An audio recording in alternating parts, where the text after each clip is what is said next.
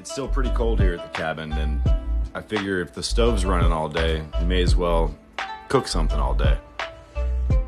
Ramen is the perfect cold weather, long stew that I want right now. I'm gonna be able to cook this for hours, all day long, keeping the cabin warm, and simply prepping some vegetables to put on top.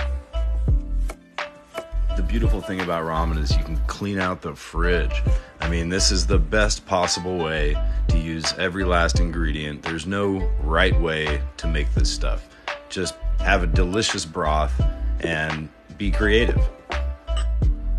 Cold, rainy day, this is what I want to smell all day long.